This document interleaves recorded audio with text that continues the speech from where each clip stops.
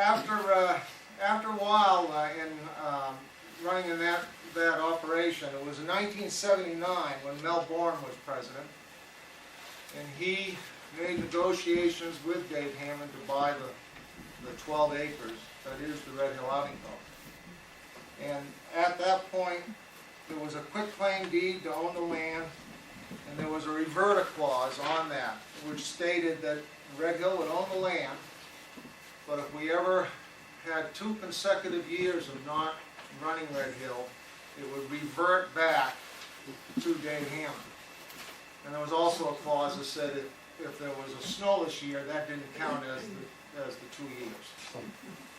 And then it was 1994 when Dave Hammond's son acted on that reverter clause, and Bill Blackadar and I spent a lot of time in court, and the Red Hill Outing Club won the case, and then that went to the Supreme Court, and in 1998 the Supreme Court stated that the Red Hill Outing Club belonged to the members, and we've been, the members have owned Red Hill ever since.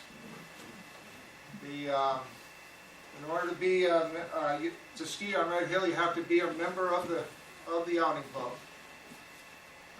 Not anybody can just go up there and ski, because the state of New Hampshire says that if you are to run a ski area, you have to have insurance, and that is cost prohibitive. But if you are a member of the ski area, then you do not need the liability insurance, and so that's how we operate. I want to give some highlights of Red Hill, and this one's on the lessons at Red Hill. Early on, Mike Foss and Roger Person and others gave instruction to the kids of the town, and then it was decided that the professionals should come in. And if you remember, in the 60s, there was Aegon Zimmerman and Penny Patu were both Olympians in Squaw Valley, and they got married and they had a ski school. And which was first? Aegon's first? Penny. Penny was first, and then it became Aegon. And an instructor for Aegon was Mel Bourne. What year was that now? A lot of years ago. I couldn't remember either. Yes. Penny came, I remember Penny coming up to the ski area, skiing down the hill, and almost colliding in the outhouse. And I don't know if that was that day, but you kind of referred to it. Penny made the statement, if you can ski Red Hill, you can ski anywhere. Of course, she had silver medals to prove she could ski. When I was taking lessons at that time, Aegon's cousin was Gerhard Zimmerman was my instructor, which was a big thrill as a kid to have the cousin of Gerhard.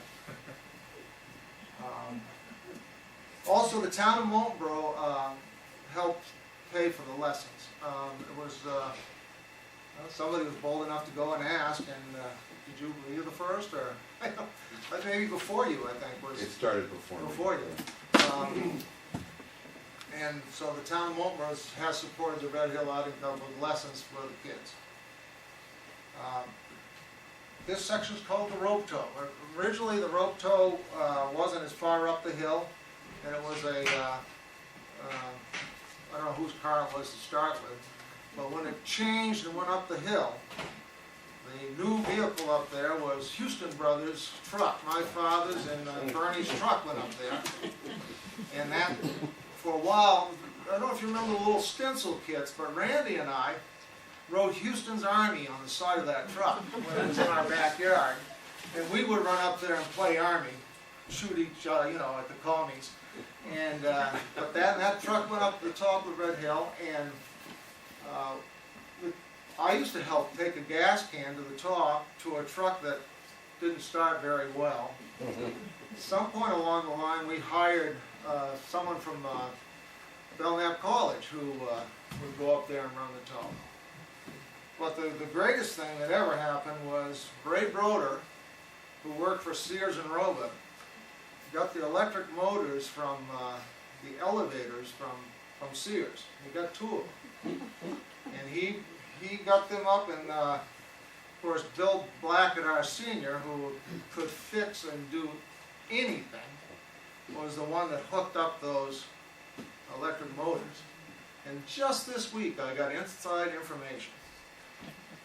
Bill Blackett had a customer at Arcadia Campground who worked for Boston Edison. And as Bill put it, Boston Edison donated some wire to the Red Hill Outing Club. And that's where the wire came for those motors to run that rope hill. Now, the shack.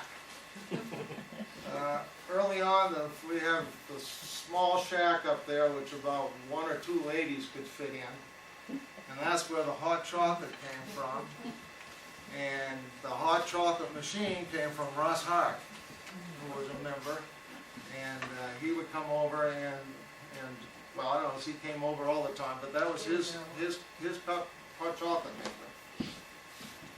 But at some point along the line, they decided they needed a bigger building. And Roy Fullerton and John Biano pretty much built that building. And later on, John Biano built the Ospey Mountain Ski Area. Now the Winter Carnival. Every year in February we had the Winter Carnival, and that was an opportunity for the parents to have a dinner and a dance, and we had ski races, and the Winter Carnival was a big, big deal. And one of the biggest deals was the king and queen of the Red Hill Outing Club. And what you did was you sold a little tag for a quarter, and whoever sold the most tags would be the king, and the girl that sold the most would be the queen. Well, Norman Gruner was the very first king, and there are people still today that when they see them, they'll say, "How's it going, king?" And what was that? 1962, 3, something. But he was the king. Kathy Lambert was the queen. And then the next year, Jimmy Huston was king. And Kathy LaPlante was the queen. And that was a pretty big deal. And, oh yeah, but I was never called king. Norman Gruner was always king. How old were you, Jimmy? Well, I didn't have glasses in the picture that my father had. But my father was president when I was the king. He was the president of the Red Hill Outing Club.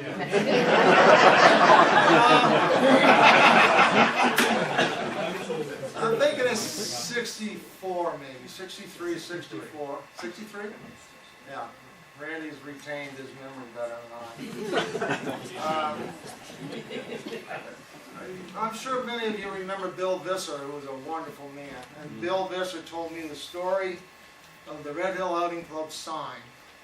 And the Red Hill Outing Club sign looks like